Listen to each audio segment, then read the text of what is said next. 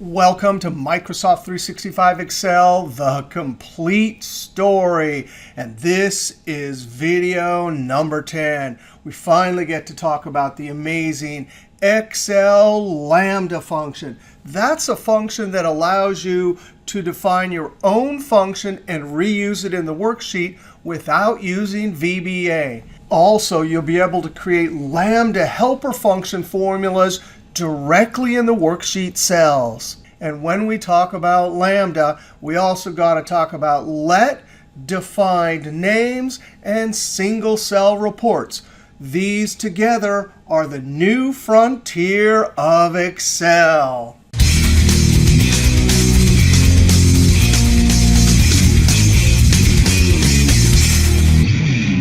Now, here are the topics for this video.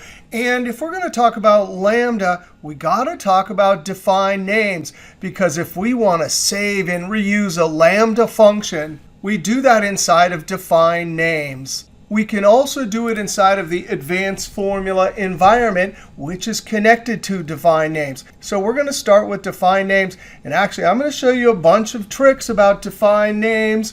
And there's some good ones. Then we'll talk about Lambda, all of the Lambda helper functions, the let functions for when we have repeating elements and formulas, and then a bunch of advanced topics about reporting with dynamic spilled array formulas. Now, I got to give a shout out to our YouTube teammates Excel LAMBDA and Gert, who helped me learn most of what I know about Lambda. Now, if you've been following along with this MECS class, you know there's a lot of content in the videos. Well, our teammates, Don and Bill, created an amazing download that allows you to track your progress through the MECS class. This link is here in this workbook and below the video. Now, you can download this, but you're not going to believe it. Here's video number 1 and all of the time hyperlink table of contents. And here's a link for you to go and jump to that part of the video. And look at that. They did this for all of the videos. Now, I'm filming 10 right now. They'll add 10 to this soon enough. And you can explore this, but there's some amazing things like being able to search for a particular topic. Man, we have an awesome Excel team. Thanks, Don and Bill. All right, now we're going to start off by going to the worksheet Define Names. Now, defined names allow you to assign a name to a cell, a range of cells, non-contiguous ranges. We can actually save worksheet formulas or Lambda function. Once we save a name for any of these things, we can use that name in formulas and in other areas in Excel. There's also some automatic defined names that are created, and table names are stored with defined names. Now let's look at naming a cell. I want to create a formula here, but instead of referring to B7 for begin and C7 for end, I want to name these two cells, begin and end, and then in the formula, I'll use the names instead of the cell references.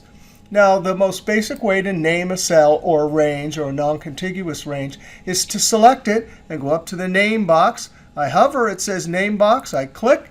I'm going to type begin and enter. Now, if I click off to the side, I can use the name box as a go-to mechanism. If I select begin, I jump there. Select criteria, I jump down there. Now, up in formulas, define names, well, here's a bunch of cool things we get to access when we're using defined names. The name manager is where you can look at your stored defined names. Now, I'm going to use the keyboard to open that. Control F3. There's our name. We can click Edit. There's the name we gave it. The scope, that's where you can access it. For a cell like this, we can access it anywhere in the workbook. You can also specify a particular worksheet. Comments. Now, I added a comment here, but usually for cell references or ranges, maybe you don't add a comment. But when we create formulas and Lambda functions, we definitely want to add comments. And look at this. Down here refers to every defined name, whether it's a cell, a range, a formula, a Lambda, or other. they're all defined by a formula that starts with an equal sign. Now, this is a cell reference. It has equal sign, name of the sheet, and by default, an absolute reference. You can change it, but there's not many good reasons to change it. That means if you use begin in a formula, it's by default an absolute reference. Click OK.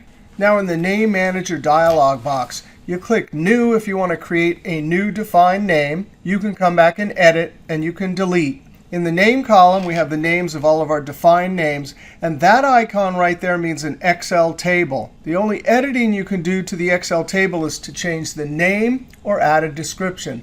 Also, this icon, that's for a defined name. However, this defined name represents a reusable lambda function. And here in the Name Manager, we see the defined name icon. But when we type an equal sign and invoke this in a formula, we'll see the f of x icon. Here's the value column. That's a preview of the values. If you have a lambda defined function, there's no preview. Here's the formula, not only for a particular cell or range, but also for our Excel tables and for our lambda functions. Here's the scope column. Workbook means it's available everywhere. If it's only available on a particular sheet, it'll list the sheet name. Define names, that's the automatic name given to the automatic defined names created extract and criteria when you use advanced filter. Now, we don't use advanced filter so much anymore, but just in case you get a workbook and these show up, you'll know where they came from. And then finally, we have the comment column. Now let's click Close. Now we created the begin name for this cell, which we can see up here, by selecting the cell and typing in the name box.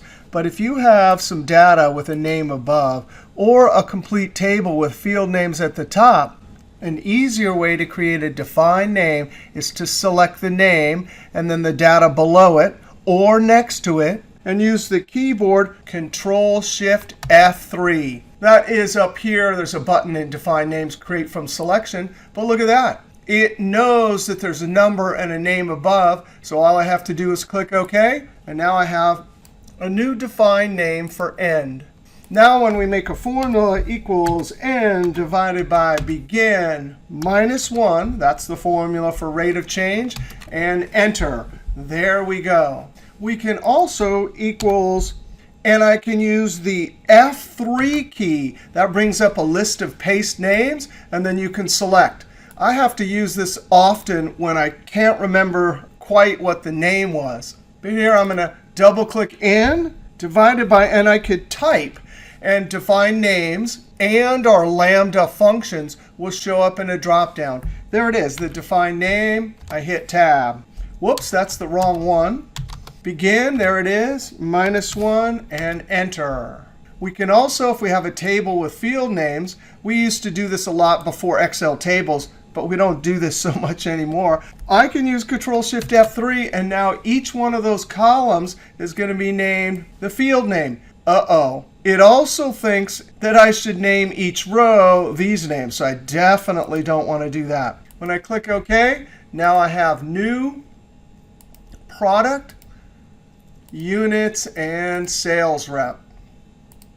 Also, you can highlight non-contiguous ranges. This is for cases like when you have many numbers spread across different locations, and you want one reference for those non-contiguous ranges. I've highlighted them. I'm going to go up and just type test scores. By the way, you can't have spaces and other characters. Now when I hit Enter, I can use test score to highlight, or Alt equals test, and there it is. I can quickly add. Now in these first three examples, we use define names to define a range. The advantage, well, a situation like this, it's obvious. We might have many ranges, and we have a single reference. Also, F2, people like to have words in their formulas so they're easy to read and understand. Now, another great use for defined names is that we can save formulas as defined names and then invoke those defined names in any formula that we use. Now, I create the numbers 0 to 10 all the time. So here's the formula for that. Control-C, Control F3, click New. I'll name it something like 0 to 10. And we can decide the scope, whether it's a workbook or a particular worksheet. We'll add a comment, something like that. And then down where it says refers to, anything that you can put into a formula, you can put into a defined name. Control V. Now, this is going to generate 0 to 10. In the old days, we used to use defined names to create dynamic ranges. That was before we had Excel tables, we'd have to use index or offset to create dynamic ranges. But any formula you can dream up, you can put into a defined name. I'm going to click OK, click Close. And now I simply have to type the name. There it is, Tab, Enter, and I have 0 to 10. Now, another common task for defined names is here we have a lookup table. And if we use this all the time, we can actually save it as a defined name. And then every time we need that particular table, we just use the defined name. Now, this is a fiscal quarter formula. And we're looking up month number. That's the first column of this approximate match lookup. And we're returning a fiscal quarter where the first day in the fiscal year starts July 1st. So I'm going to click Escape. Down here, we're actually going to create an array constant and save that as a defined name. If I hit the F9 key, there's the lookup table hard-coded into an array constant. I'm going to copy, Enter, Control F3, New. We'll call this something like fiscal quarter lookup table. We'll save it so we can use it in the whole workbook. We'll give it a good description, including that it's an approximate match and what the first day in the fiscal year is. And then down here, Control V. So we're saving a lookup table as an array constant. Now, this assumes that it's not going to change, and tables like this usually don't change very often. After we click OK, there's our lookup table. And now, from now on, when we need that lookup table, we just type the first few letters. We see our defined name. There's the screen tip. That's the comment we created. Tab, close parentheses, and Enter. Now, using defined names for lookup tables is a great use. Maybe you have a pricing lookup table that you want to save as a defined name. But what if we really wanted to just save this formula? Let's say we have to create this fiscal quarter formula all the time. Well, that's the perfect job for Lambda. Now, the Lambda function will allow us to create a new reusable function. And we're going to put two things into Lambda, and then Lambda will create a new function for us. We're going to have to put the formula in there so the new function knows how to make its calculation.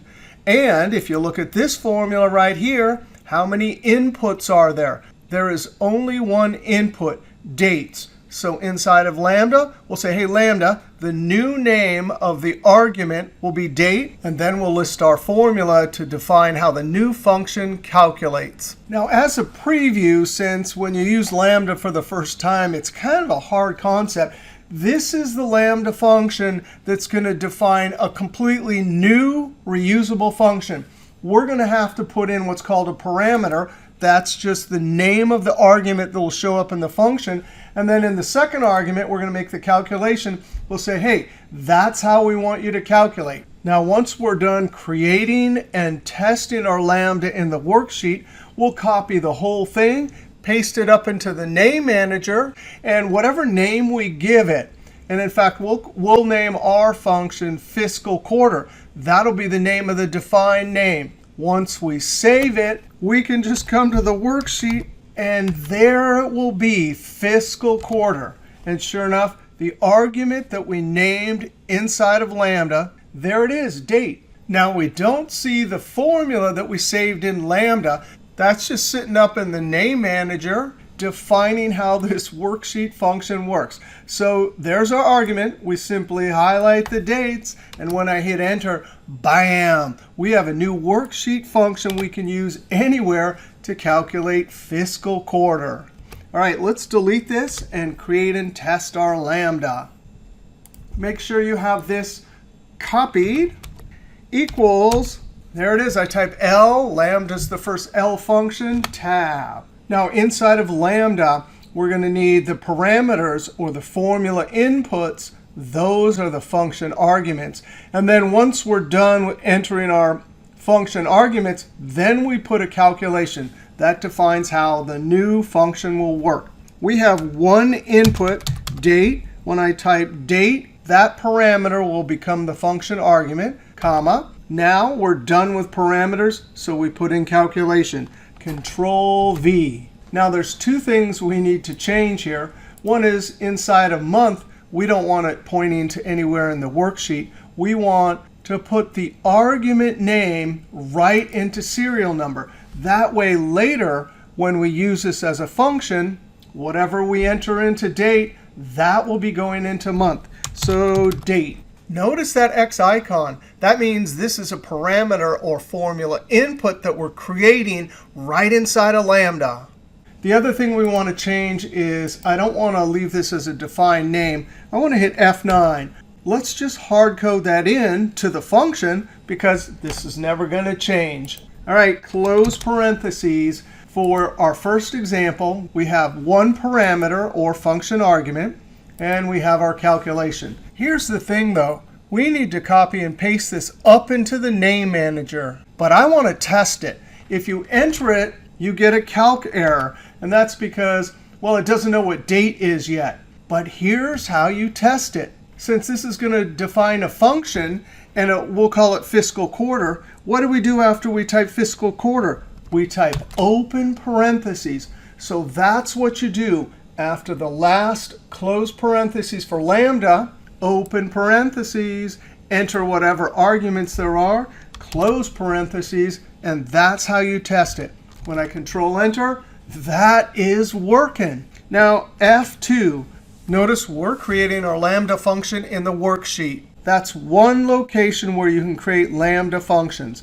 You can also create your Lambdas in the name manager, but sometimes that's almost impossible. The other way to create Lambdas is to use Advanced Formula Environment. The difference is when you create it in the worksheet, you can easily test it by referencing cells directly in the worksheet. You can't do that up in Advanced Formula Environment. Now, we'll definitely take a look at this feature because it displays the description and the formula in a way that's much easier to read than over in the Name Manager. Now, when we copy and paste this up into the Name Manager, we do not want that little bit that we use for testing at the end. Control C. Control F3. New. We'll call this fiscal quarter. We're going to save it as scope workbook, so it's available throughout the workbook. Come down to refers, highlight, delete, Control V. There's our new Lambda. However, we left something out. We always want to add a comment because whatever we type here shows up in the function description when we start to type fiscal quarter into our formula. So we'll add a comment. Something like describing what it does, that it needs a date, and also what the first day in the fiscal year is. And there we go. Name, scope, comment, and definition. Click OK. There it is. Click Close. Now we can come over here. Equals fiscal quarter. And sure enough, there's our beautiful new function. Date, I simply highlight a single date or a range. Enter. And bam, we have created our first Lambda. Now, we created our Lambda in the worksheet and then Control F3 to get to Name Manager and New. That's the way I prefer to do it, especially since I can test it right in the worksheet. But there's an alternative, Advanced Formula Environment. Now, the drawback to this is two things. One is you have to go to Insert and Get Add-in. And look at this. Many of us in entities, businesses, I'm at Highline College, around the world are not allowed to add add-ins. Well, that's not a problem. Just use the Define Name dialog box. I like it better anyway. However, as we'll see, there's a couple good things about Advanced Formula Environment. So if you can, you just search for it and add it in. It's in Formulas over in Advanced Formula Environment. Now I'm going to select a cell with a formula, and go up and click, or the keyboard is really easy to remember, Alt-My, M-Y. There's a couple different parts to this. The first one is interesting, grid. Notice it's showing me the formula of the selected cell. Here's that formula, but watch what happens when I click on my fiscal quarter formula. I did not format this, but this dialog box shows it formatted. Now, this formatting for many people is easier to read, and that's definitely a positive aspect of this task pane.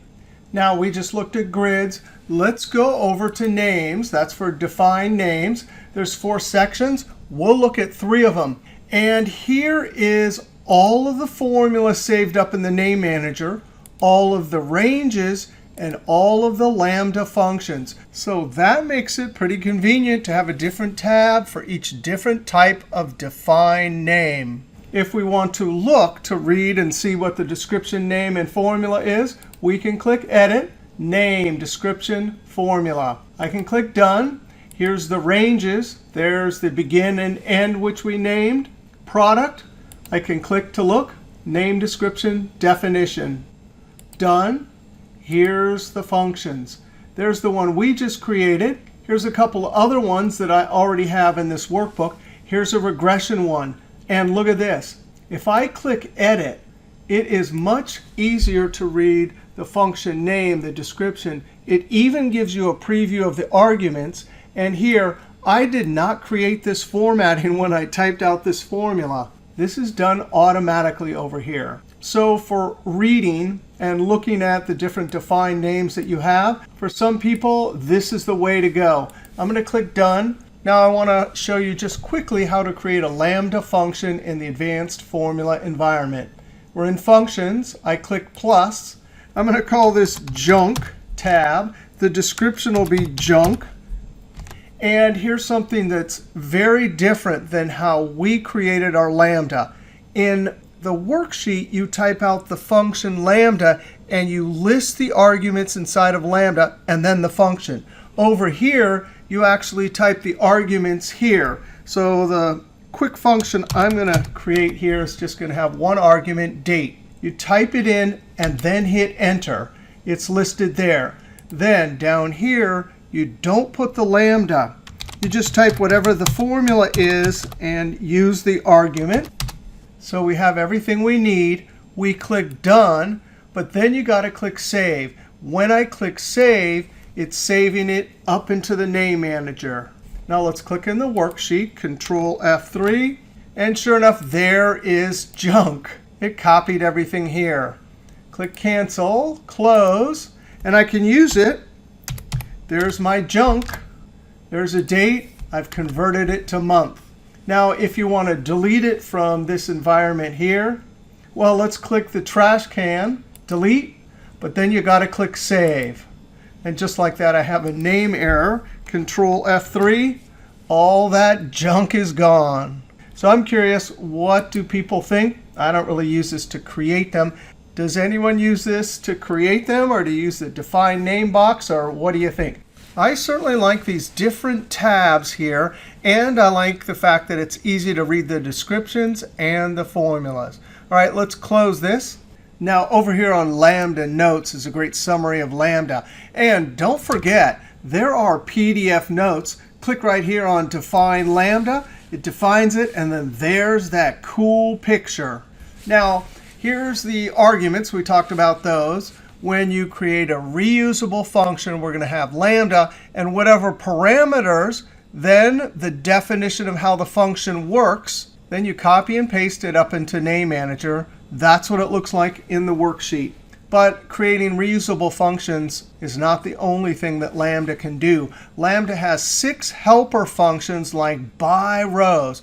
Imagine you wanted to create a formula that spilled row totals. Well, guess what? If you use the sum function and highlight this whole range, it's going to give you one answer because it's an aggregate function. But that's where BYROWs and Lambda come in. You can say, hey, BYROWs, take this range right here, and by row, notice the second argument is function. It'll take whatever function you define here and calculate it for each row in the first argument of BYROWs.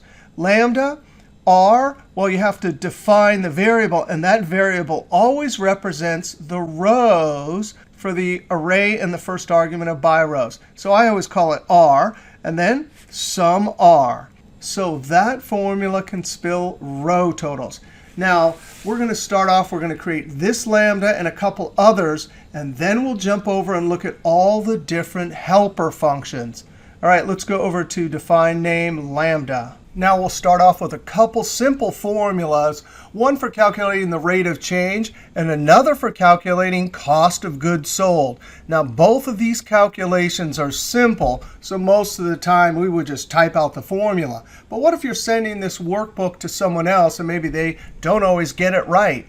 Well, we can build a lambda for rate of change and for cost of goods sold. All right, equals lambda, I type L and tab. Now we're going to have two inputs, so I'm going to type begin, comma, and end. Now those are the two parameters. Those will be the function arguments, comma, space. Now we make our calculation for rate of change. And rate of change just means what's the percentage or decimal change in a value from begin to end. Now there's a few ways to calculate this. I'm going to say n divided by begin minus 1. If you want to do the slightly longer formula, equals open parentheses n minus begin close parentheses divided by begin, you can do that one also. Now when we close parentheses, Control Enter, well, we get a calc error, F2, because we have no cell references, and it has no idea what begin and end is. Well, we treat this as a function, open parentheses, and we have to do it in the same order when we test. Begin, comma, end, close parentheses, Control Enter, and bam, there it is, 20% or 0.20. If we begin at 900, that'll be minus 33%. Control Z. Now F2, copy everything except for that little n bit. Control C, escape. Control F3 to open up Name Manager. New, we'll call this rate of change. I'm going to expand the lower part of this dialog box. Highlight refers to delete. Control V. And we definitely, well, we'll keep it scope workbook so it's available in the workbook. And we definitely want to describe what this function does. This will appear in the screen tip describing what the function does. Something like, this function creates the rate of change given a begin amount and an end amount. Name, scope, description, and formula. Click OK. There it is. Click Close. Now we can type rate of change, and there it is. And there's the description. Tab, begin, comma, end. And just like that, I've calculated the rate of change. All right, our next lambda, we're going to create a lambda for cost of goods sold. And that's a relatively straightforward formula. In parentheses, we say whatever the number of units on the shelf at the beginning minus number from the end, multiply that by value. Now, we're going to try the advanced formula environment again because, hey, this is an easy formula. I'm pretty sure I can get it right without testing. Formulas, there's the button, or Alt-MY. The function name, cost of goods sold, tab, and we definitely want a description, something that describes exactly what it does. Arguments, I'm going to hit tab. We need 3 of them, and in this environment, we type the name, enter. The next variable name, enter. The last parameter or formula input or function argument name will be value, and enter. Now down here, we don't have to add lambda, but we're not going to get to test it. In parentheses, begin minus end units, close parentheses, times value. Tab, we click Done. Remember to click Save. Then we can click in the cell. Control F3. There it is, cost of goods sold, edit. And there it is. It did make it up into our define name dialog box. Click OK, click Close, equals cost of goods sold. And there it is, our 3 awesome arguments. Begin, comma, end, comma, value. And when I hit Enter, cost of goods sold. That will be the expense on the income statement matched up against the revenue generated by the product quad. Now, we could definitely do a formula and copy it down, or let's spill it. So I'll say begin, arrow over, Control-Shift down arrow, comma, arrow, Control-Shift down arrow, comma, arrow, Control-Shift down arrow. And this is amazing. When I hit Enter, our beautiful cost of goods sold function is working. Now, for both of these functions, we could put them in a workbook and send them to somebody. Another scenario is, what if we use these all the time and we just want it to appear in the workbook when we create a new file? If we look at our PDF notes, there it is, page 11. I just click. Here's the instructions. That's the folder where we have to save a template. Book.xl, and T is for template, X. You can also have an M. When we save our Lambda function here, and we'll look at this in just a second, the blank workbook button does not open this custom file. But if we open the Excel app and click Escape or use Control-N, bam, that new file will have our Lambda function. There's our folder. I've already created this, but you got to create book.xl, T for template, and an X or an M. Now, when you have it here, if I double click and open it, a template, of course, is programmed to create a .xlsx. So if you want to add something, right click, open. Now, I've already added it, but there it is. Now, the trick is this, and I'm going to close everything. Let's click the Excel icon.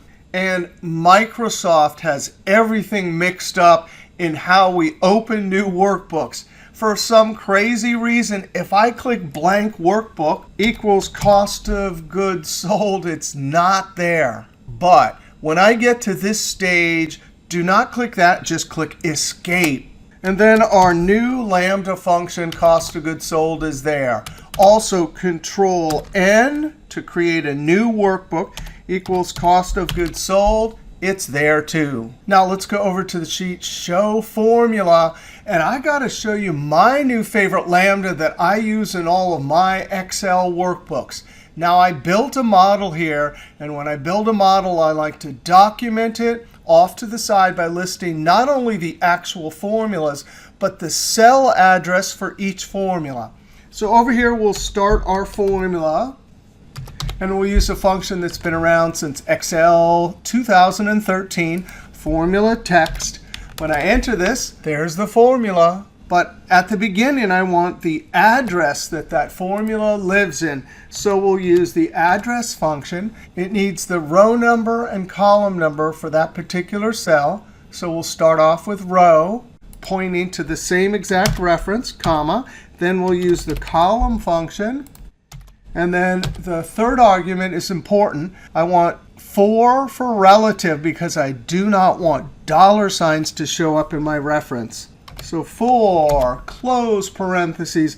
Then we want to join it to in double quotes, colon, space, and double quotes, ampersand. That's the beginning of our formula, F2. But what I really want is I just want to highlight the whole model. So we're going to try this. For each one of the inputs, it's always going to use the same reference.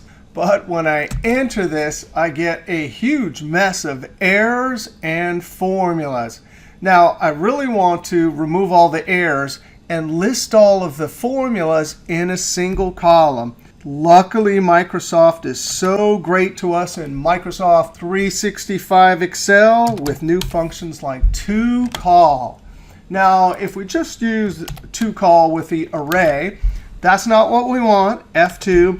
But they gave us this second amazing argument. Now, we're never going to get blanks from our formula, so all we need is 2. When I put 2, it will ignore errors and list it in a single column. That is a thing of beauty. Now, what if we don't have any formulas in our model?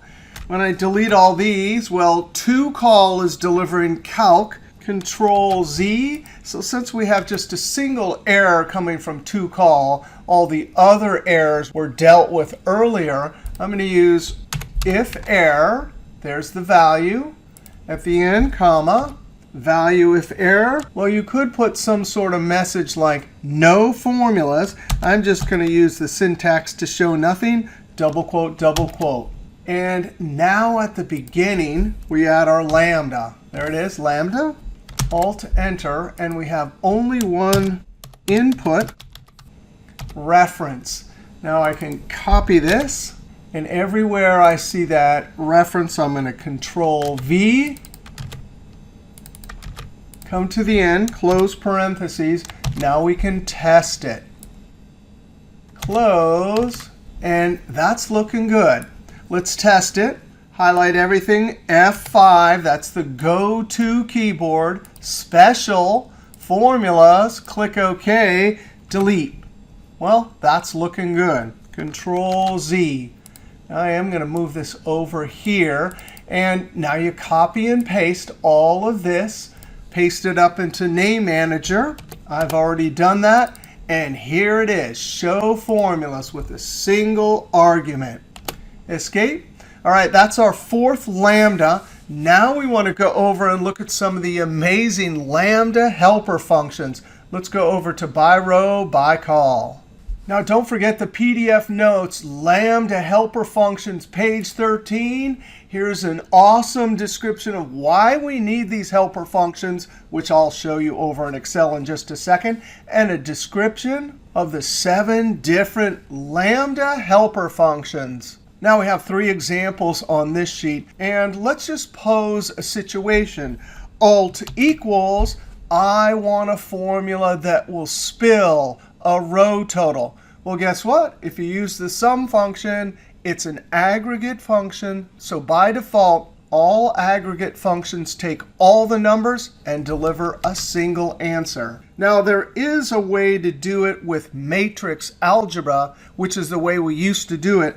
But guess what? Now we get to use a great function, and there's BYCOL and BYROW. We're going to use BYROW. This function works with lambda. So in array, you just highlight some array that has rows that you want to operate on, comma. And then this is the first time in Excel history that we have built-in functions that have an argument called function. Well, the only way you can define a new function in Excel is to use lambda.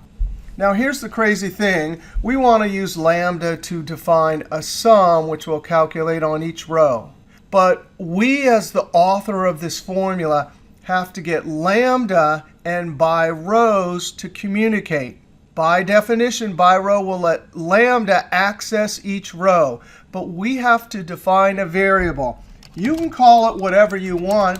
I always call it R for row, because whatever the following calculation is, it's going to operate on each row. So we put an R in lambda, so lambda knows to go row by row in whatever we put in the first argument of BYROW. Now, comma, what's our calculation? Well, I want to sum. What do I want to sum each row? So I put the variable R. And close on lambda, close on BYROW. And that's the crazy formula that Microsoft requires us to do when we want to spill row totals. Now, really, most people say Alt equals. Why don't you just use the sum function and copy it down? Well, guess what? Most of the time when I'm in the spreadsheet, I do not use lambda to spill a row total. That's how I do it. I just use the old-fashioned way, sum and copy down. Control-Z, Z. But the thing is, Microsoft wants to make available to us, the designer of the spreadsheet, a way to spill every single type of formula that we can imagine, including using BYROW to spill row totals, or averages for each row, or, as we'll see in a second, the scan function, which allows us to create a spilled array that looks as a relative cell reference at the previous cell. And sometimes, as we'll see later, with dynamic spilled array single cell reports, we really do need row totals to spill. So that's how you do it. Let's come over here, and I want column totals equals BYCOL. I'm going to get this array. But the difference here is BYCOL is going to allow whatever lambda function we create to operate on each column, comma. For function LTab, and for the variable, I'm going to use C for column because lambda can now operate on each column in the array in the first argument of BYCOL, comma, sum what? C. Close, close, close. Actually, I'm going to extend this. Watch this. Boop, because I want totals for the row totals too. That'll be the grand overall total. Control Enter, and just like that, we've spilled to the side column totals. Well, what if we want to spill averages equals by row? I'll get my array, comma, it says function, so I use lambda. I'm going to call the variable r. That r exists so it can communicate with by row and get each row, comma, average, what? R. Close, close, close. And now I'm spilling an average for each row. All right, so the first two lambda helper functions we looked at, by row, which operates on rows, BYCOL, which operates on columns. Now we want to jump over and look at our third lambda helper function. It's called map. And whereas BYROW and BYCOL iterate across rows and columns, map iterates across cells. Now let's go over to the sheet map. Now we're going to jump back to MECS video number 7, where we talked about logical tests. Now we have a student table here, and we need to check based on two hurdles whether the students are eligible for a scholarship. F2, well, back then we used the AND function with relative and absolute cell references. And the AND function is an aggregate function, which just means no matter how many logical tests we put in, it's only going to deliver a single answer. So you cannot spill an AND function. Well, back in video 7, we used a Boolean logical test to spill the results. 0 was false, 1 was true. But what if you really do want to spill the AND function? Well, we can use the map function. Now, what's convenient about map is there's array. The second argument says lambda or array. And here it is. We have to check two columns. We can't do that with BYROW function. But with map, no problem. So array 1 will be credits, comma. GPA will be the second array. Now, comma. Now we need a lambda, so LTab. And we have 1, 2 arrays, so we need 2 variables. I'm just going to call this one C for credit and the second one G for GPA. So C, comma, G. Now these two variables, C and G, are different than the R that we used in BYROW and the C that we used in BYCOL. R represented the entire row. C represented the entire column. I picked C and G because they're descriptive of the columns, but those two variables represent the cells in the two columns. What that means is that whatever function we end up putting here, lambda will run it through each cell in both of the map arguments, comma, and now we can make our calculation using the AND function. I want to check every cell in the credit column, so I'm using the variable C. Are you greater than or equal to the hurdle, comma, and we're checking the variable G, which represents each cell in this GPA column. Are you greater than the hurdle? Close off AND, close off lambda, close off map. And when I hit Enter, there's my spilled AND logical test formula. Now let's go look at our second example on the sheet, map 2. Now our goal is to calculate and spill total commissions for each one of the sales rep. And in this example of lambda helper functions, we're going to compare BYROW and map. Because look at this. We could do BYROW for this because there's rows. We could also use map because we're looking at a series of cells. Now we're going to start off by building the formula from inside, and then I'll put BYROW and map on the outside. And in this situation, it's a very specific setup. We have sales rep, products, and these are the different commissions. Then we have sales rep, product, and sales. So somehow in a single cell, I'm going to have to get all of the sales for Sue, but I'm also going to have to break apart internally the sales for Sue based on Quad Carlota, Aspen, and Yanaki, and then use these different commission rates. Now, this cool formula came from Gert. Now we're going to start off with sum ifs. Here's the sum range. Control Shift down arrow, Control backspace, comma criteria range. Well, we'll do the easy one first. So that's got all the criteria. And for the time being, before we use by row and map, I'm going to click on a single cell. Right now, this will give me all the sales for Sue. But I need 4 different amounts for Sue, comma. So criteria range, we'll put in product, Control backspace, comma. And one of the keys to this whole setup for criteria 2, I'm going to put in product names directly from the column headers in our two-way lookup table. Close parentheses. If I hit F9, those are the 4 sales amount for Sue, Quad, Carlota, Aspen, and Yanaki. Control Z. Now all we have to do, since the product sales amounts are already in the right order, I'm just going to look up based on Sue the whole row, and the commissions will be in the right order. Times X lookup. There's my lookup value, comma. We're going to try and get a match here. This will tell me the row number, comma. Return array.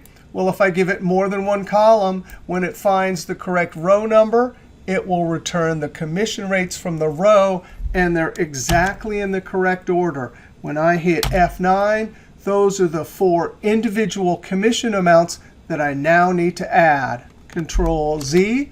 Well, I'm adding, so I'm going to use sum. Close parentheses, Control Enter. And that's the correct amount for Sue, F2. Now, how do we apply this to by row and map? Well, first, realize that this is an aggregate calculation that I need to spill. So I need to use one of these helper functions. I'm going to start off by using by row. The array, well, here it is. 4 items, comma. And for function, we use L tab. And I'm going to use R because we're dealing with each row. And now all I need to do is come inside the formula, double click where I had a single cell reference, and put the variable R. Same with right here. This is the lookup value, R. And you got to be kidding me. Close on Lambda, close on by row, and bam, I've spilled the total commissions. Now F2. I can highlight this, copy. Down here, F2, Control V. I just double click, change it to map. Now we can use map with just a single array, no problem. We'll use the same variable. That formula will spill. When I hit Enter, there's the same commission amounts. So in a situation like this, you can use either by row or map. But when considering whether to use by row or map, there's a gotcha that our teammate Excel LAMBDA discovered. If we look at this formula using by row, there's an expanding array inside the Lambda helper function. If we look over here, this is what it looks like as the helper function iterates over the numbers 1, 2, 3. We get 2 cells, 3 cells. And because by row can only deal with a row, it's only grabbing the first one. But map has no problem because it goes cell by cell. So as map takes the same exact formula, concatenating 1, then 1, 2, then 1, 2, 3, it delivers the correct result. So when you have an expanding array inside your formula, use map, not by row. And Excel LAMBDA takes it a step further. He says, hey, look, since there's this risk, anytime I have a single column, I'm not using by row. I'm going to use map. All right, let's go check out our next Lambda helper function, scan. Now, before we look at Lambda helper function scan, let's recount what we've done with Lambda helper functions. By row iterates over rows and makes some calculation row by row. By column iterates by the columns, makes a calculation for each column. Map iterates over an array and makes a calculation for each cell. So if one of Microsoft's goals with Lambda helper functions is to cover every scenario so we can spill any formula, what about this scenario? We have a checkbook balance here, and our goal is to create a running total. Now we have an array of change values, and we have an initial value. Now when we create a formula in Excel, it's easy because we have relative cell references. Equals the first item in the array plus the initial value. Now what's important about that is that that's a relative cell reference that always looks one cell above. Now when I enter this, copy it down 1, F2. Now the formula is looking at the second value in the array. It's looking at the previous value, but guess what? That's the value from the array that's being created. If I do this one more time, F2, it's got the third item in the array, but it's looking at the previous value in the new array that's being created. That's exactly what scan does. If we say, hey, scan, we're going to give you an initial value, and we're going to give you an array of values. We tell scan what operation we want. In our case, we want to add, and scan will do the rest. We're going to put into scan the array, the initial value, and it will build a formula that goes cell by cell through the array, always getting the previous value as if it was a relative cell reference. In fact, I think of scan as the Lambda helper function that allows us to have a relative cell reference one cell above. Now let's try it. Scan, and look at that. Initial value. There it is. Comma. The array. Here's the array to iterate across. Comma. Here's where we put Lambda. L tab. Now when you use Lambda inside a helper function, to determine how many parameters or variables you need, you just count how many arguments there are in the helper function. So we need 2 arguments. Now I'm just going to use I for initial value and A for array. So I, comma, A. And look at that. It always capitalizes, and I don't like that. And now we make our calculation. Now, just think of what this calculation should be. What were we doing over here? If this is A and this is I, we simply take A plus I. A plus I, close on Lambda, close on scan, and when I hit enter, that is a thing of beauty. It knew to start at the top of the array, start out initially with the initial value, but then as it goes through the array, it's always looking at the previous value that was already calculated.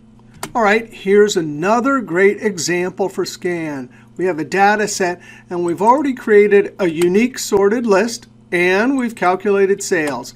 Now we want a running total. Well, here's the array. What's the initial value? 0. So equals scan, type in 0, comma. There's the array, comma, and the function and the formula is going to be exactly the same as up here. L tab, I, comma, A, and what do we want? Whatever's in the array plus I. Close, close, and when I hit enter, that's the formula for spilling a running total. Now, we used plus, but you could use any other operator, subtraction, multiplication, even the join operator to join items, accumulating them as the formula spills down. But what scan does is it iterates some array, starting with an initial value, but always acting on the previous value in the created array. Now, scan is related to another Lambda helper function called reduce. Now I'm going to copy this, and we'll look at the full details of reduce here. But on this sheet, I want to compare scan and reduce. Reduce is exactly like scan. It iterates through an array, but it doesn't deliver the intermediate values. It only delivers the last value. So watch this. I'm going to double click, change this to reduce, and when I hit enter, it gives me the last value. Well, guess what? Alt equals, I could just use the sum function to get the same value. But this example here does not illustrate the amazing power of reduce, which we'll see over here. But on this sheet, just realize reduce and scan have the same internal action. It's as if there's a relative cell reference always looking one above. But scan delivers all the values. Reduce delivers the last one. All right, let's go over to the sheet reduce. Now, our goal here is to take this alphanumeric value and remove all the number digits. Our result should be this. Here's a formula that works, but we cannot spell it. Now, before we look at the reduce solution, I want to go over to the sheet recursion, because recursion is an important topic we got to talk about that Lambda allows us to do. Now, over to the side here, before we talk about recursion or reduce, we want to talk about the action of looping, because here's our text, and here's each one of the digits we want to remove. So if we take 0 and jump over here and say, hey, I need to remove 0, well, it will remove that 0, but then we need to go back, get the next character, which is 1, and loop back. We need to keep doing that, getting 2, looping back, 3, looping back, all the way to the end till we ask the question, hey, 9, are you over here? If you are, remove it. Now, before we define what recursion is and look at reduce, let's just see if we can build a solution right in the worksheet using normal formulas. Now, I didn't set this up right. I'm going to move this right above. That way we have the text to start with and the characters we want to try and find and remove right next to each other. Now we're going to have two formulas, one in this column, one in this column. Let's start with the substitute function. Now we want to look at that text, comma, the old text we want to remove. Well, remember, we have to loop through and get each one of the digits here. So I'm going to say the left of this. If I say left 1, it'll get just the 0, and that'll be the first character we check for. 1 is the default for number of characters, so I don't have to put anything in, comma. And the new text, we use the syntax for nothing, double quote, double quote. And when I tab, sure enough, it went and got the 0, jumped over here, and replaced it with nothing. Now, if we loop back over here, the problem is we have too many characters. So the second function will be right. There's the text, and we want everything except for that leading 0. So from the right, we use the len function. That tells me exactly how many characters there are. But I want from the right, -1.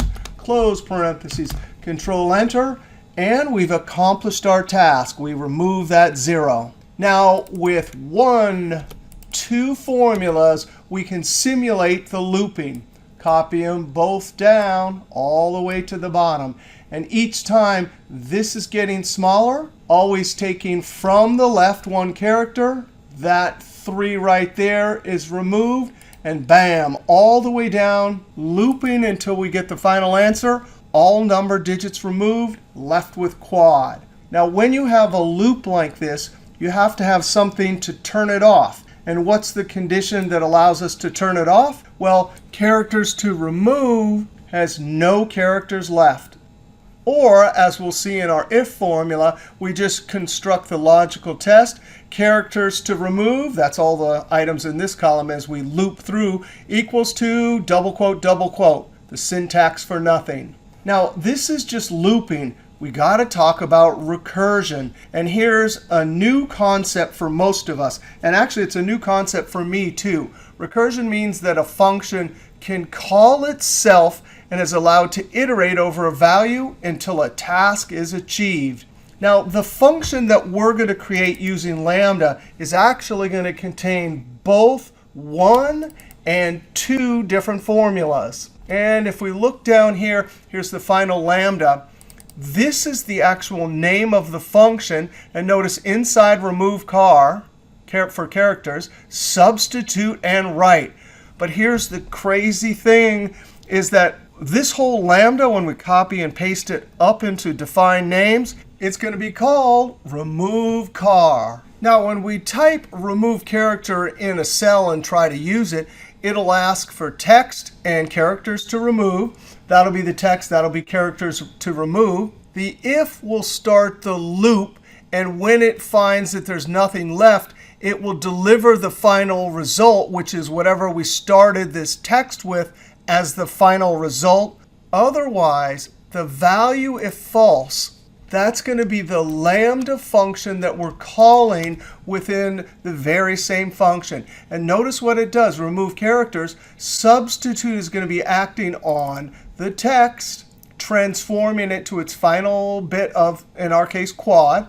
And write will be acting on characters to remove. So it'll be transforming characters to remove until it equals double quote, double quote. Now, let's see how to create this. We're going to come down here, equals lambda.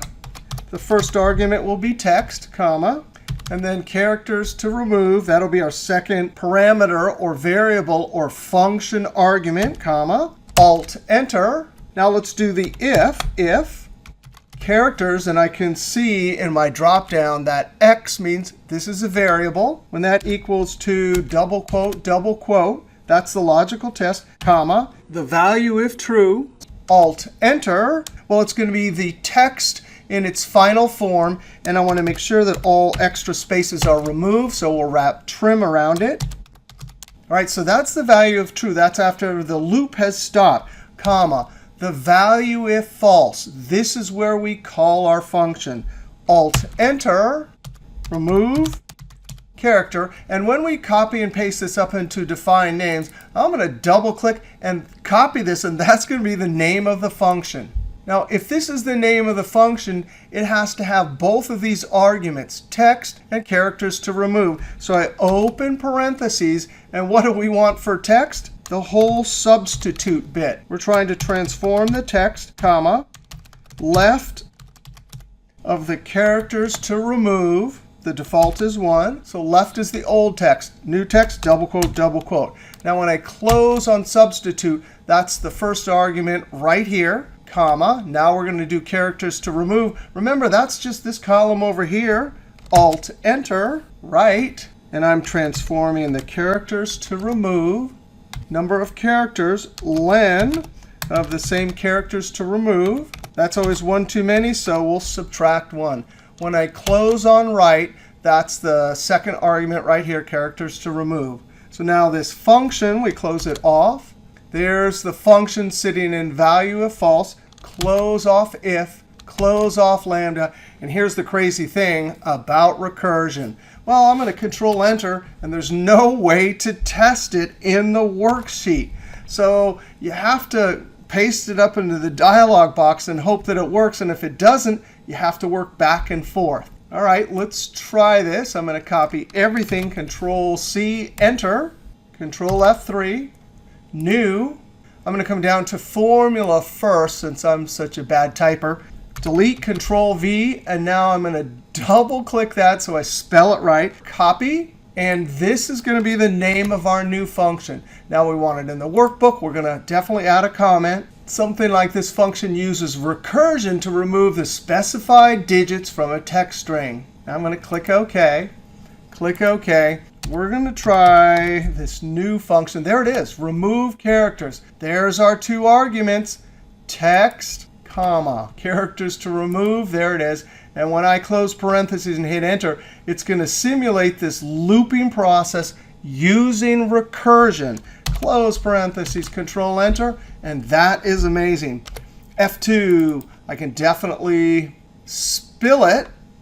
And this you can actually type in double quotes or have some cell reference. Now it spills the results. Now, another amazing thing about this formula that we created is we're not limited to the digits 0 to 9. I can type anything here, quad 635, and now the function will look at these letters one at a time, look through the list, and remove all those characters. So when I hit Enter, just like that, we've removed all the characters from here, and here's the result. Now, we used recursion and a loop. And one of the reasons we did that is because we put all the characters into a single cell. And that required that we looped back peeling off each one of the first letters and checking it against the text items.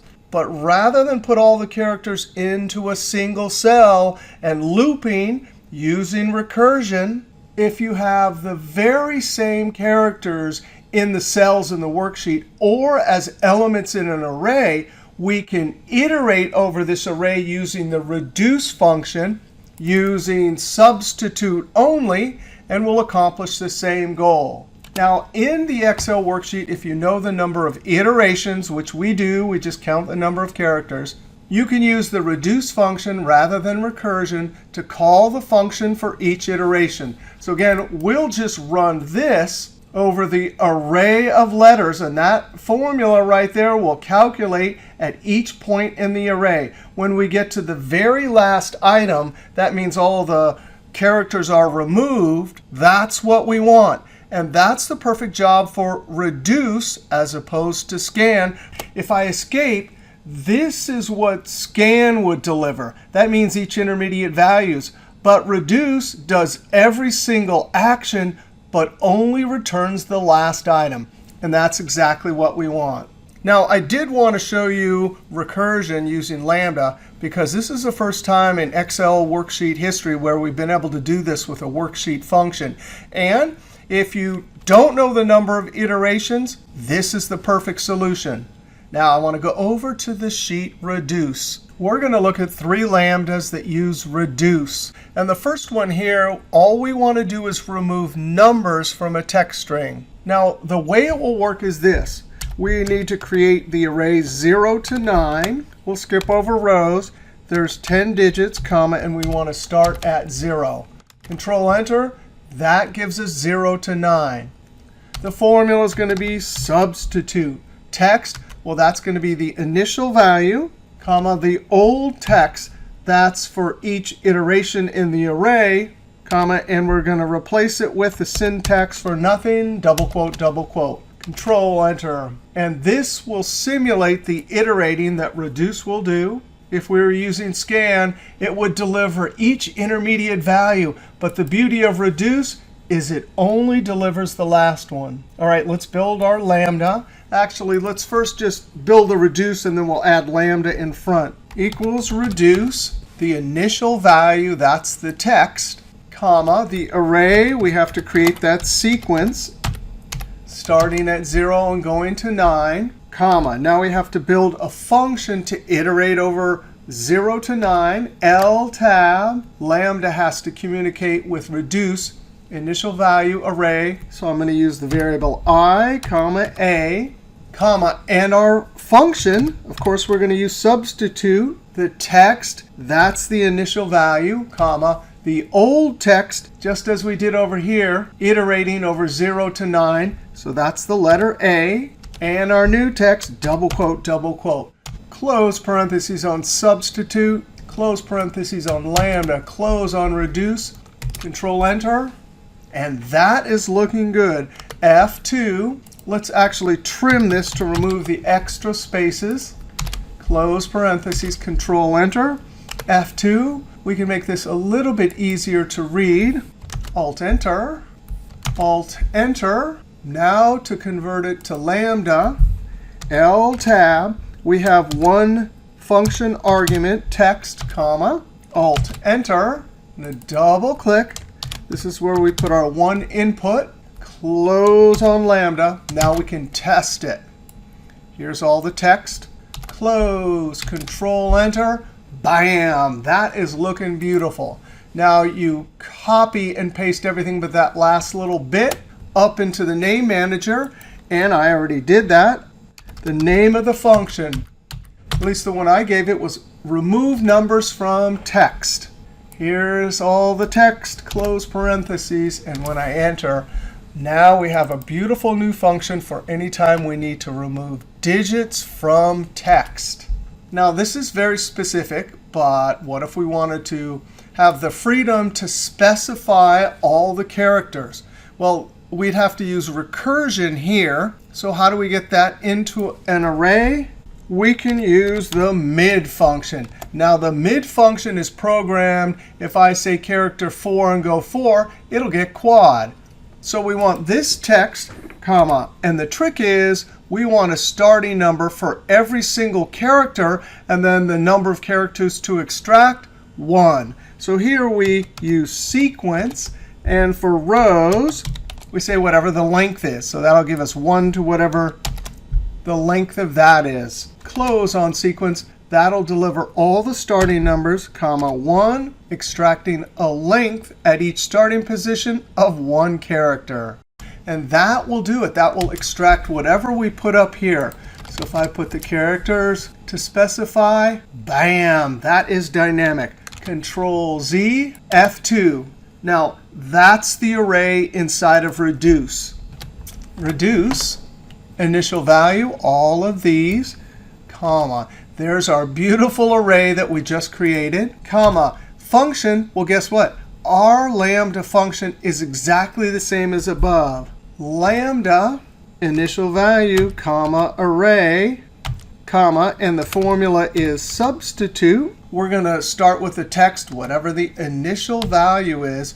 Old text for each element in the array. Well, that's the variable a, comma, new text, double quote, double quote. Close, close, close. And when I Control Enter, that is looking beautiful. So really, the only thing we did different is we had to be creative and create an array from text entered into a cell. Now we have 2 inputs if we're going to convert this to a lambda.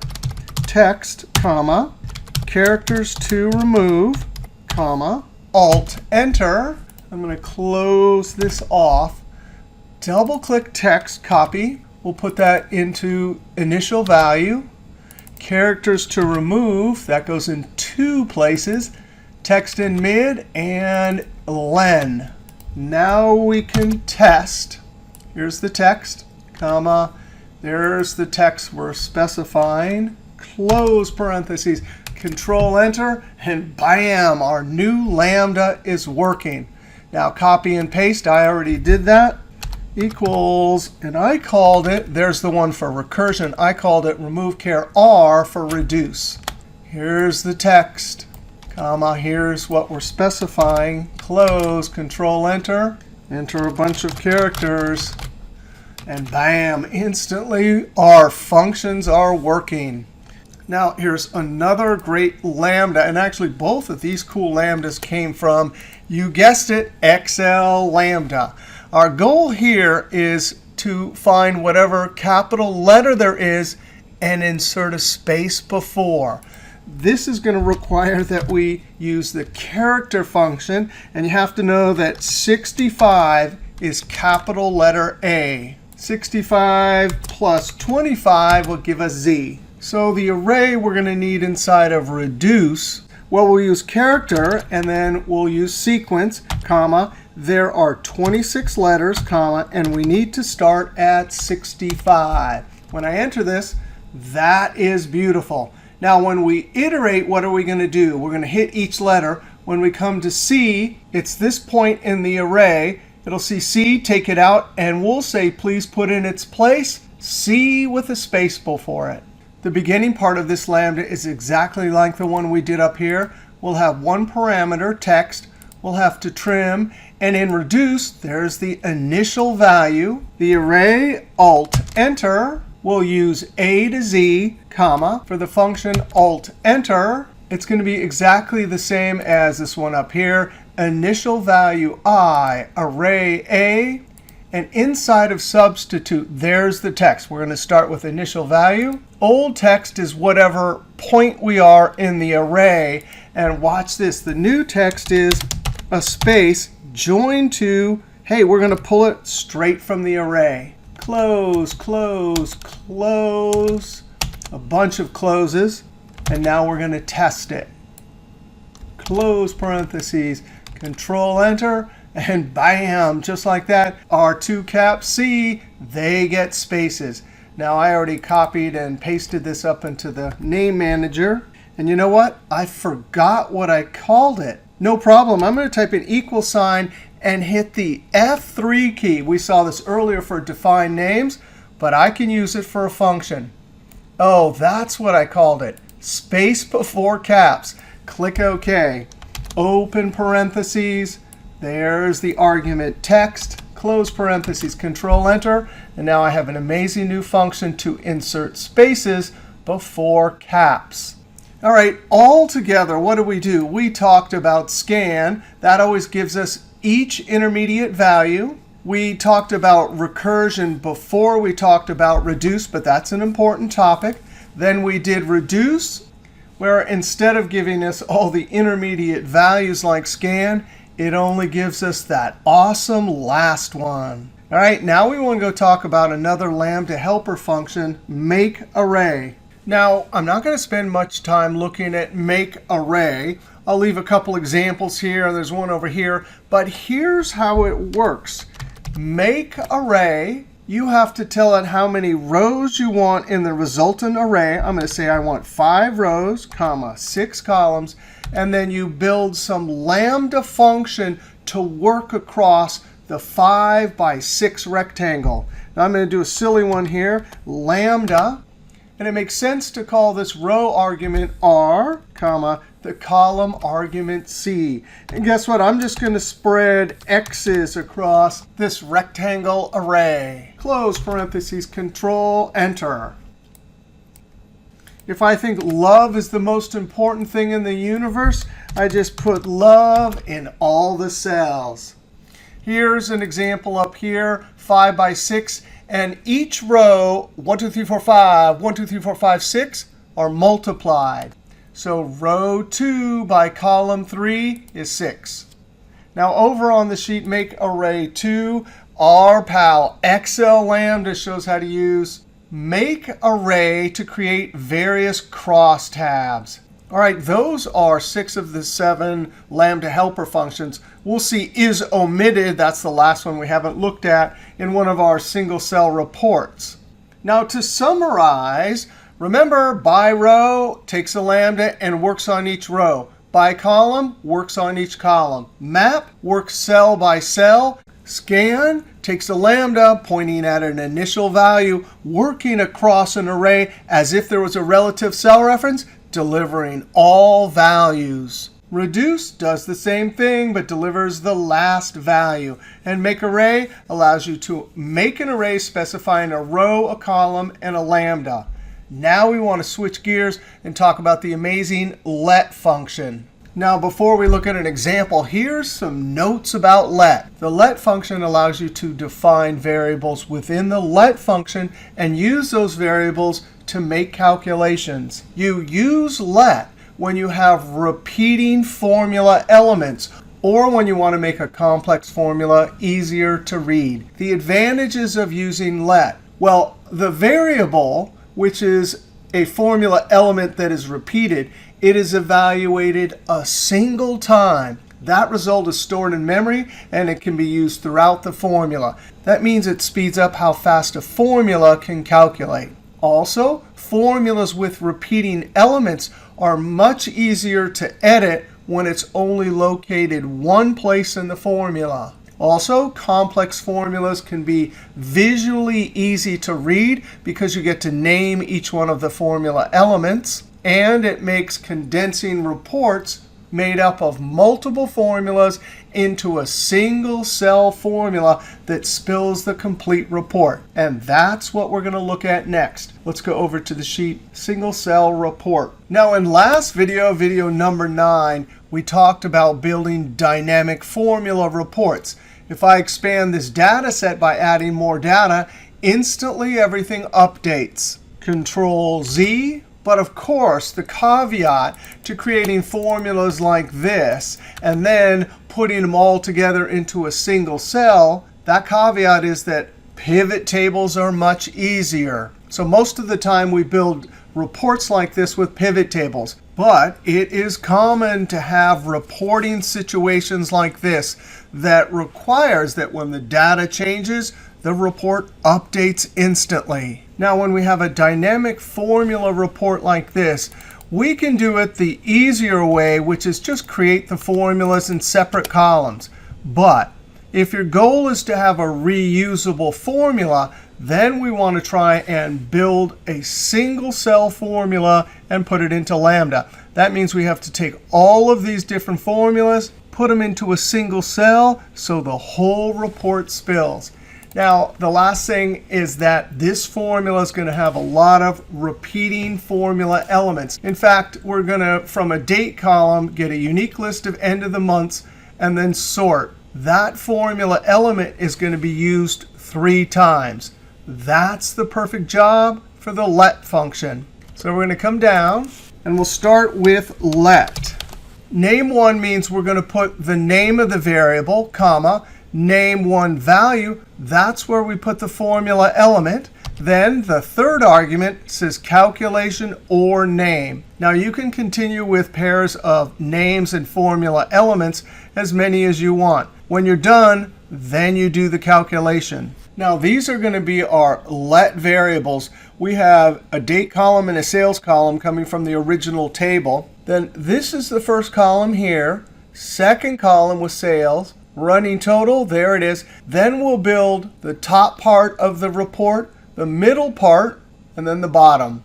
Now when naming variables, there's really 2 schools of thought. One is, hey, I'm going to use a very short variable like D or S, because that'll make the formula compact. The other school of thought is, I'm going to name everything with a proper name, so when I read the formula, it's easy to understand. Now I kind of do both. D and S seem obvious that that's date and sales, at least to me. End of month unique list, end of month sales. Well, EOM is pretty universally easy to understand. RT for running total. But then I wanted to explicitly name the top, middle, and bottom part of the report. All right, let's create our let single cell report formula. Now, Alt-Enter, I'm going to put each variable on a new line. Name1, D, that's the name of the variable for the date column, comma, name value 1, that's what D represents, comma, Alt-Enter, name2, S, comma, name value 2, sales column, comma, Alt-Enter, name3, that's going to be EOMU, comma, name value 3. Now we're going to have to get a little tricky because we need to create a unique list of end of the month dates. And these are daily dates.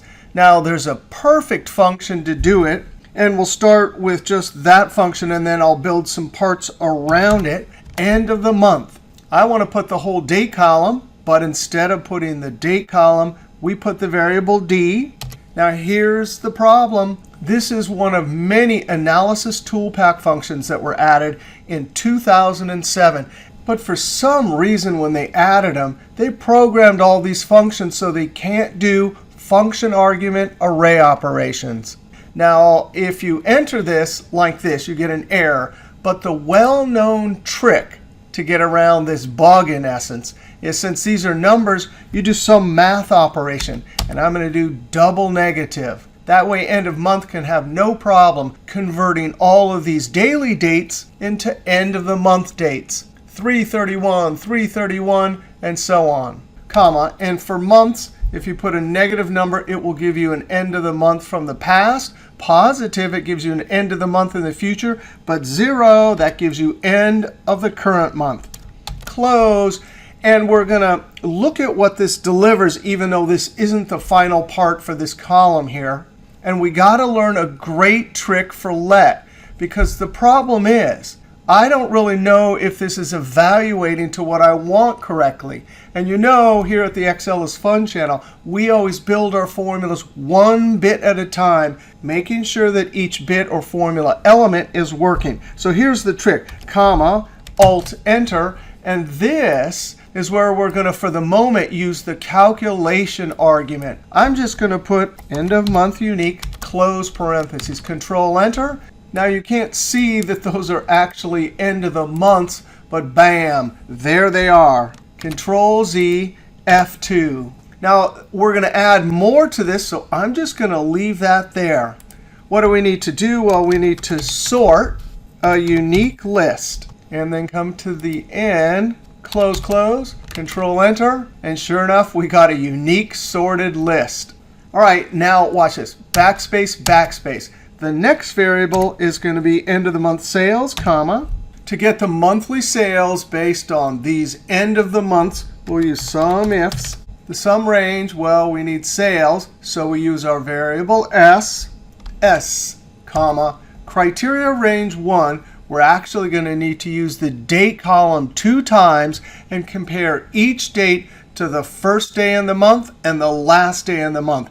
That way we can gather up sales for each month. So criteria range 1, so D for the date column, comma, criteria 1. This is where we compare the entire date column to the lower limit. So whatever dates have to be greater than, in double quotes, and join it to, we actually need the last day from the previous month. Well, of course, end of month is perfect for that. And we have to use that double negative, but we're looking at the unique list that we just created. And we're going to say, hey, that's the end of this month, comma, but I need you to go back 1 month. So -1.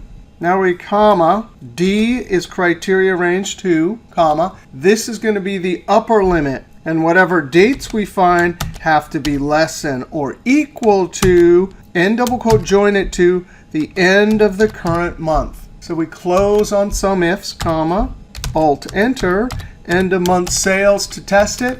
And bam, there's the correct monthly sales, F2.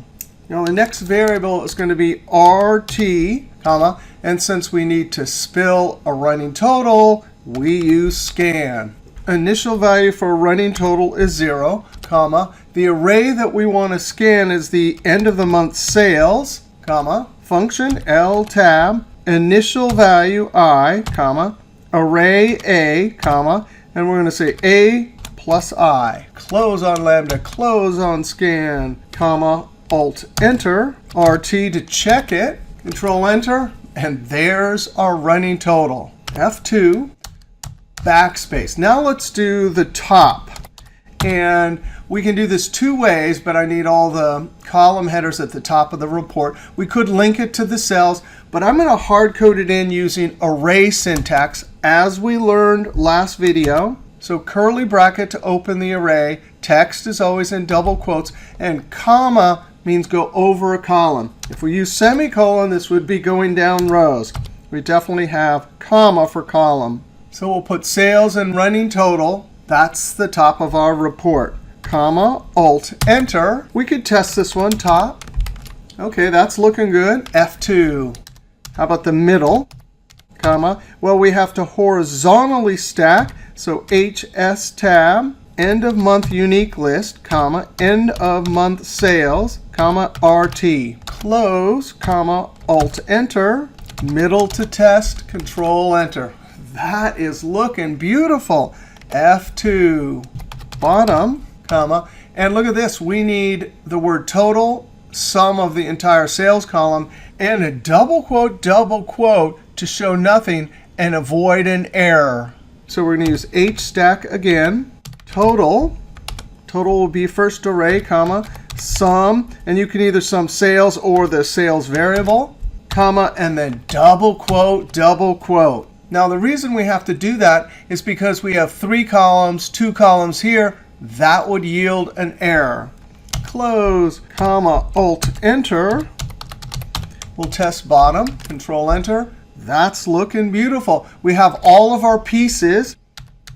And I'm going to Alt, Enter to add a space. That'll keep the variables at the top. And V stack, top, comma, middle, comma, bottom. Close, close on let, and when I Control Enter, that is incredibly beautiful, all from a single cell. Without Microsoft 365 Excel, we could not do this. And when we add data to our data set, that is a thing of beauty.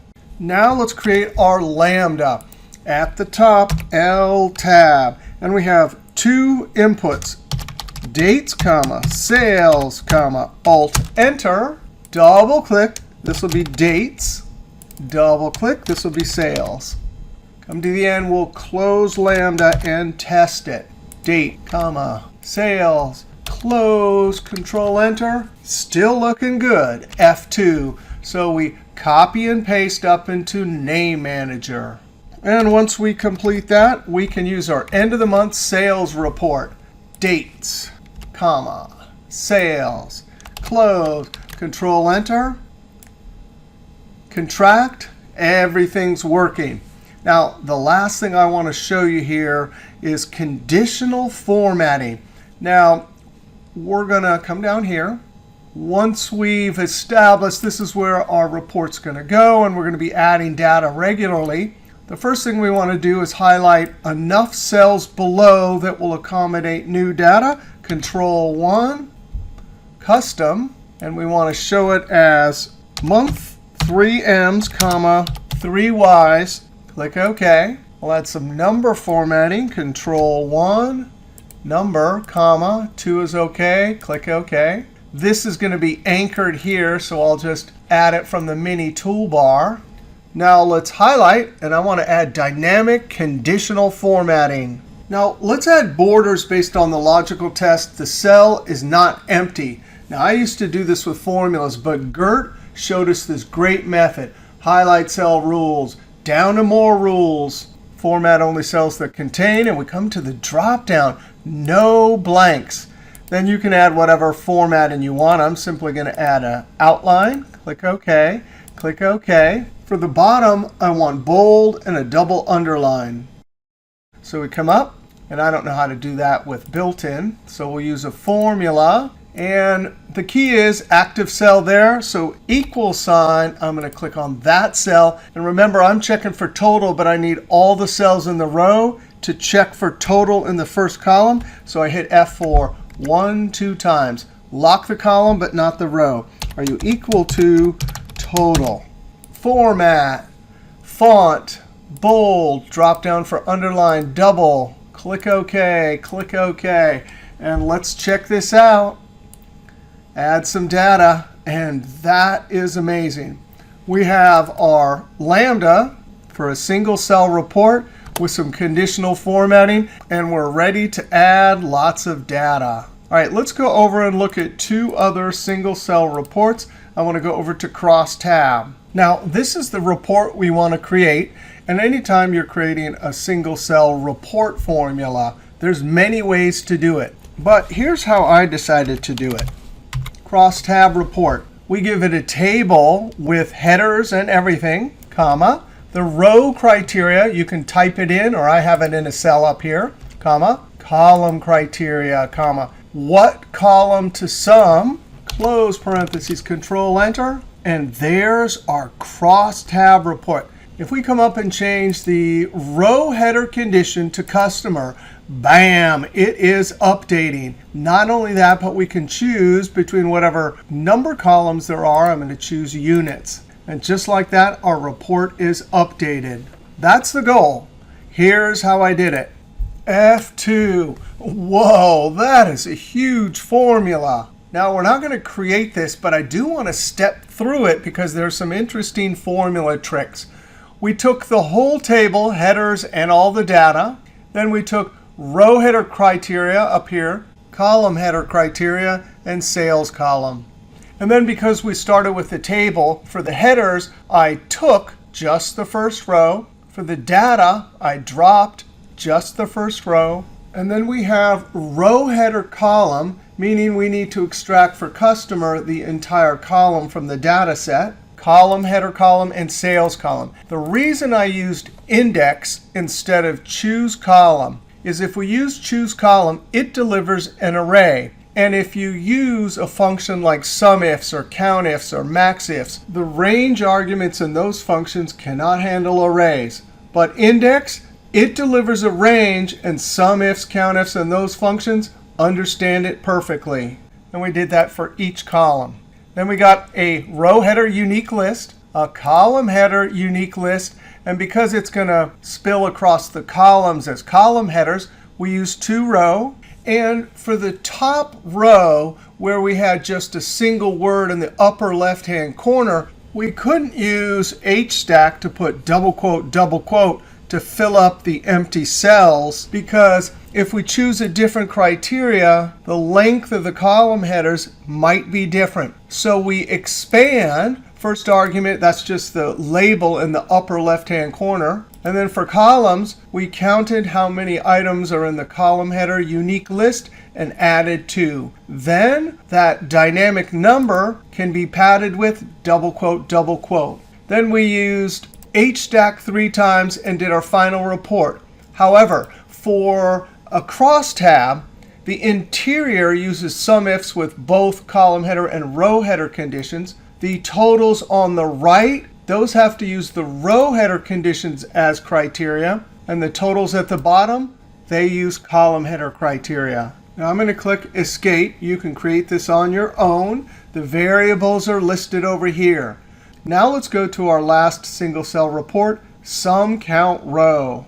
Now our goal is to create a lambda that has the inputs sum criteria column and sum number column. And we either want to count, sum, or get a running total. Criteria array, I highlight.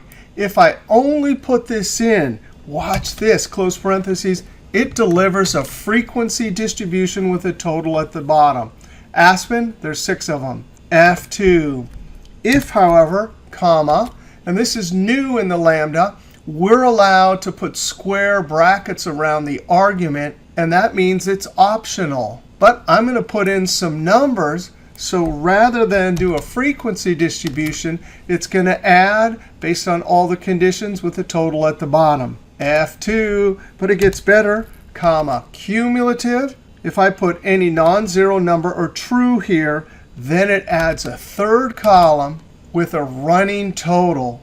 F2. And if I leave this out, there's no number array, so now it does a frequency distribution with a running total. Now here's the lambda we're going to build. And this clever lambda that counts or sums came from Excel LAMBDA.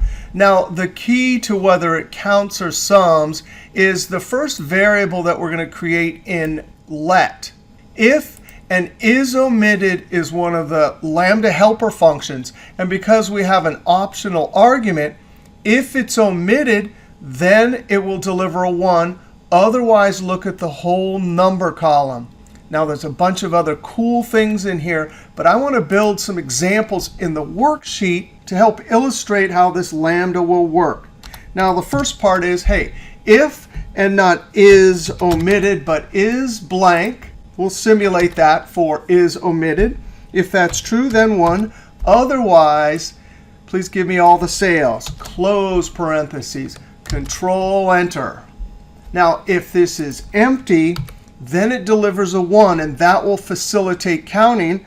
Otherwise, this column will facilitate the sum of whatever the number column is. Now, F2. To add the condition, we're going to open parentheses and multiply. And then inside, we'll say, hey, product column, or any of you equal to. And for the time being, I'll just use this one condition. So Control Enter. And all the falses were multiplied by the numbers, resulting in 0. The trues resulted in just the sales for Aspen. And watch what happens when I omit this. Bam! There's a 1 for each record with Aspen. And then once we sum this, F2, there's the count for Aspen. If I put any non-zero number here, there's the total for Aspen. Now, let's move this right over here. And how do we spill an aggregate formula? Well, we're going to use map because we're going to iterate across cells. So map. Here's what we're mapping, comma, lambda. So we L tab. We're going to use R as the variable, comma. And there's our calculation. And all we need is, instead of a cell reference, R. Then we come to the end. Close on lambda, close on map, Control Enter. And there's the total for all the products. If this is omitted, bam, there's the frequency. All right, with these types of formulas and a running total, we can build our lambda. All right, I already started the lambda with the arguments, including the square brackets around the optional arguments. We'll start with let, and the first variable, I'm going to call it nums or 1, comma, if is omitted, And I'm very carefully, by the way, if we type and try to find that variable in square brackets in our dropdown, it's not there. So I'm going to make sure I get it exactly as I wrote it up there. If that's omitted, comma, then 1. Otherwise, the number array. Close parentheses, comma, Alt, Enter. And the next variable is criteria, sort unique, and we'll do this. And sure enough, there it is in our dropdown with an X tab. Close, close, comma, Alt, Enter. And here's where we want map. Sum or count is what I'll call this variable. Map. We're going to map criteria. There it is, tab, comma. There's our lambda, L tab. I'll use R as the parameter, comma. And this is where we build the sum. Looking at criteria array, are any of you equal to R, close, times. And just as we did over here, we want nums or 1. Close on sum, close on lambda, close on map, comma, Alt, Enter. Now we need our running total, comma. We use scan for that. The initial value is 0, comma. We're trying to iterate over sum or count, comma, to then use lambda, parameter I for initial value, comma, A for array, comma, A plus I. Close, close. That's the running total, comma, Alt, Enter. And now, because the final formula is either going to have 2 columns or 3, we're going to build toColReport as a separate variable. If we use hstack, we want criteria and then sum or count. Now, we really want a total row with the word total and whatever the sum is for that. So below that, using vstack, there's array1, comma. We'll put those two things together using horizontal stack, the word total, and then sum of sum or count. Close on sum, close on hstack. So that's the bottom part of the report. There's the top part without headers because we don't have headers for this one. Close on vstack, comma, Alt, Enter. And here's the moment of truth. If, and guess what? Cumulative is either omitted, which is false in Excel, or we put some non-zero number like 1. So copy, we can use that in logical test. True or false. If that has true, which means a 1, well, we need to add a column to our 2-column reports. So we hstack, that's array1, comma, and we put run as array2. So that's value if true. Value if false, we just want our 2-column report. Close on if, close on let, on lambda, and let's test. Let's just try a frequency distribution, just the criteria column. Oh, that is amazing. F2, backspace. Now let's do criteria and totals. So we put the second argument in. That is beautiful, F2. We want cumulative running total. So we add a 1 in the third argument. And look at that. We have an error, F2. And it is scan, that final column that's causing the problem. And we need a double quote below this, so we vstack. And right below our cumulative total, that's array1, comma, array2, double quote, close parentheses, Control Enter, and that is looking beautiful. F2, if we omit it, delete, Control Enter, frequency distribution with a running total. F2, now you copy and paste this up into Name Manager. Now let's come down here and try this. Count sum, there it is. Actually, backspace. I added quite an explanatory screen tip to help them understand which arguments to use and what to put in them. Open parentheses. There, I just want a frequency distribution. That is looking good. Now I want to add. That's looking beautiful. Hey, let's add a cumulative. That's working too. And if I want frequency distribution with cumulative, bam, our function can do it. All right, this was a pretty epic video. We saw 1 2, 3 single cell reports using let and lambda. We talked about MAKEARRAY. We did talk about recursion, reduce, and the related scan. We talked about map, by row, by column. We built a few beautiful lambda functions, show formulas, a rate of change, cost of goods sold, reusable functions, and we started it off talking all about define names. All right, if you like that video, be sure to click that thumbs up, leave a comment, and subscribe, because there's always lots more MECS videos to come. All right, we'll see you next video.